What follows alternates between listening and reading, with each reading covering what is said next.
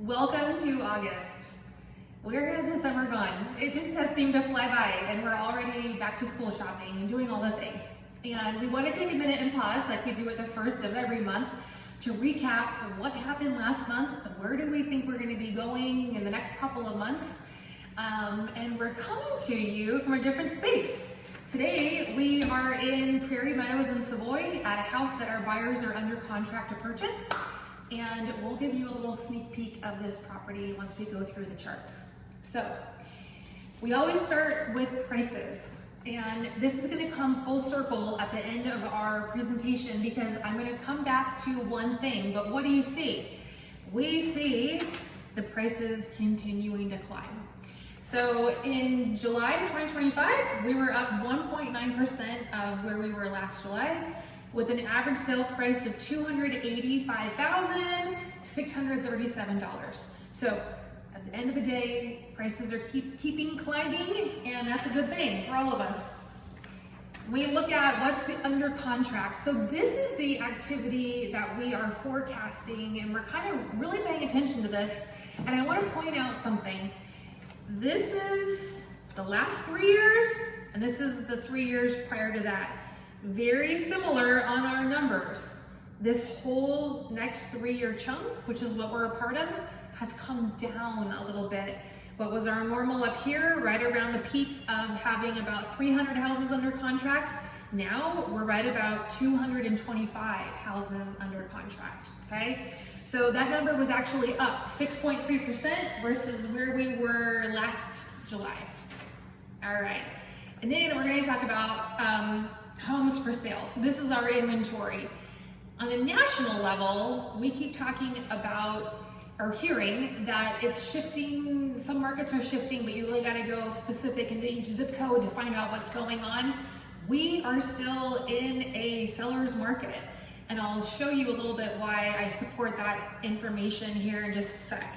But when we look, here's pre-COVID, this is COVID year, and then we've always stayed right about the same. We are down about 4.1% this July versus what the number of houses were available for sale last July. So right here, these special little numbers here on the side that I came up with, this is new listings and private listings, and then down below, this is closed and under contract properties.